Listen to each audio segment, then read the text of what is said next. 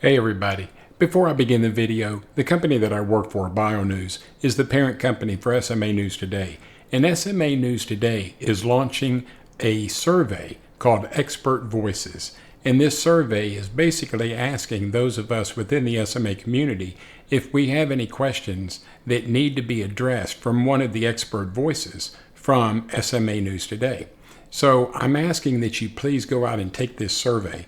I'm going to link this survey down in the description of my video. So after you watch my video, please go down and take the survey, which takes about 1 minute, and it'll give us the information that we need so that we can help you. Thank you.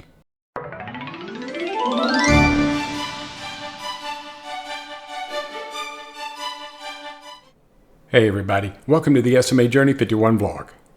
Okay, so today I want to talk to you about my opinions with regards to where I think the future of SMA treatments are going to be going in the coming years.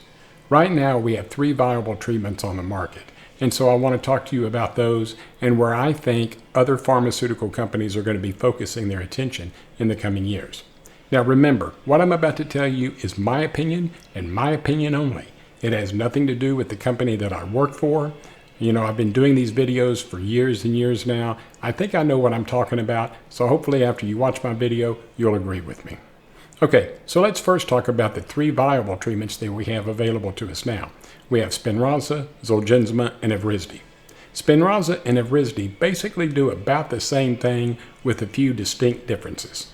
Spinraza is administered intrathecally because it can't get past the blood-brain barrier, so it has to be administered directly into the central nervous system. Now, Evrysdi is a small molecule, and it can get past the blood-brain barrier, and that's the reason why it was the first oral medication for those of us with SMA. Spinraza and Evrysdi, when I say they basically do the same thing, they alter the SMN2 gene to either slow or stop the progression of our disease. Now, I've been on both Spinraza and Evrysdi in the past. I was on Evrysdi for about 4 months. It really didn't do me any good, and it caused me some GI issues, so I went back to Spinraza. So I've basically been on Spinraza since the very beginning, and it has slowed the progression, but it hasn't stopped the progression. Now, I've talked to a few of you where you think that Spinraza and Evrysdi have definitely stopped your progression, and for that I'm very thankful. But for me, it has slowed the progression, but I am still getting weaker, especially in my hands and my fingers and my arms.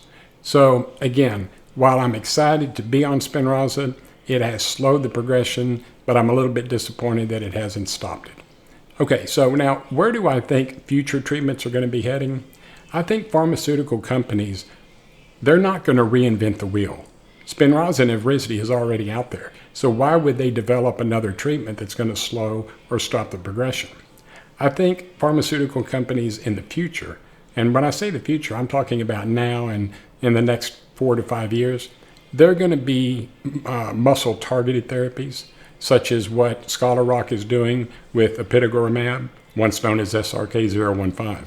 So I think pharmaceutical companies are going to be looking at building muscle, and to do that, they have to target muscle-targeted therapy so that we can allow our bodies to build muscle mass and muscle strength.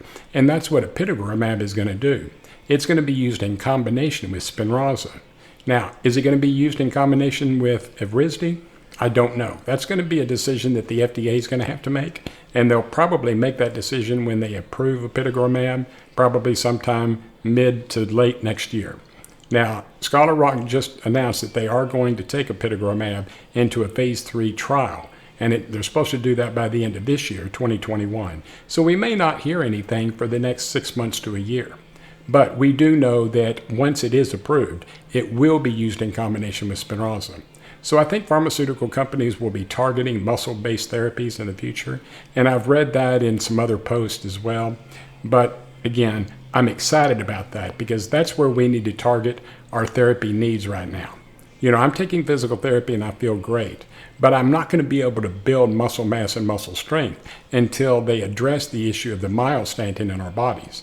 Myostatin is a growth inhibitor, and that's what's keeping us from getting stronger. And unfortunately, Spinraza and Evrysdi don't do anything to address the myostatin issue.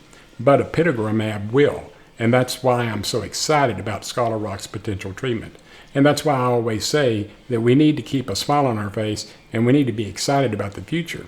Now, it is going to slow down a little bit, meaning I don't see a lot of other treatments coming around the corner right now. Other pharmaceuticals are working on other treatments, but I think it's going to be a little while before we hear anything. So while it may be a little bit slow, like for the next 6 months, I think things will definitely pick up, especially as Scholar Rock takes their treatment out of phase 3 and start looking at getting FDA approval. So again, muscle-targeted therapies are where I think the future is going to be for us, and it's exciting to think about. Just think about maybe even possibly being able to build muscle. That's exciting for me, and I hope it's exciting for you as well. Okay, so I hope you enjoyed the video, and I hope you got some information out of it that you can use as well. If you enjoyed this episode, please give me a thumbs up, and don't forget to subscribe to my YouTube channel. I would greatly appreciate it. Remember, when you do subscribe, click on the bell icon. That way you'll be notified of any new videos that I produce. Hey, I hope all of you have had a fantastic week. Do me a favor this upcoming week, do something for yourself that's going to make you a better person. God bless you, and I'll see you in a couple of weeks. Bye-bye.